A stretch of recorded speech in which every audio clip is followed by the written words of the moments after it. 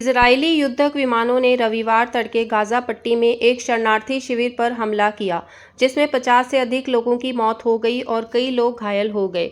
Gaza के स्वास्थ्य अधिकारियों ने यह जानकारी दी।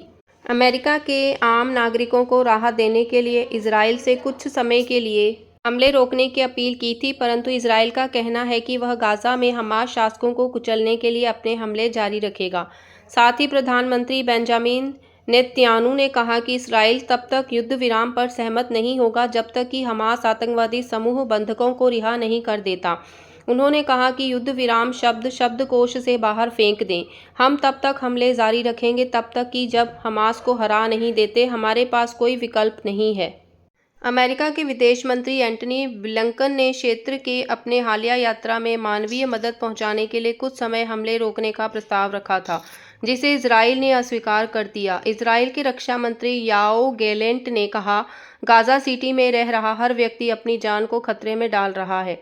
हमास के स्वास्थ्य मंत्रालय के प्रवक्ता अशरफ अल किंत्रा ने कहा कि रविवार तड़के मध्य गाजा के मगाजी शरणार्थी शिविर पर हुए हवाई हमले में 40 लोग मारे गए और 34 लोग घायल हो गए। रिहायशी इलाके में बनाया गया यह शिविर उस निकासी क्षेत्र में स्थित है जहां इजरायल की सेना ने गाजा में फिलिस्तीनी नागरिकों से शरण लेने का आग्रह किया था, क्योंकि वह उत्तरी क्षेत्रों में अपने सैन्य आक्रमण पर ध्यान केंद्रित कर रही है। इस प्रकार की अपील के बावजूद हमास के लड़ाकों और उनकी संपत्तियों को नष्ट करने के लक्ष्य से इजरायल ने पूरे गाजा में अपनी बमबारी जारी रखी। इजरायल ने हमास पर आम नागरिकों का मानवीय ढाल के रूप में इस्तेमाल करने का आरोप लगाया है। गाजा में हमास संचालित स्वास्थ्य मंत्रालय ने बताया कि युद्ध में मारे गए फिलिस्तीनियों की संख्या बढ़कर 9,448 हो गई है। अमेरिका की राजधानी वाशिंगटन, फ्रांस की राजधानी पेरिस, जर्मनी की राजधानी बर्लिन और अन्य यूरोपीय शहरों में फिलिस्तीन समर्थक हजारों लोगों ने गाजा में इजरायली बमबारी रोकने की मांग को लेकर प्रदर्शन किया।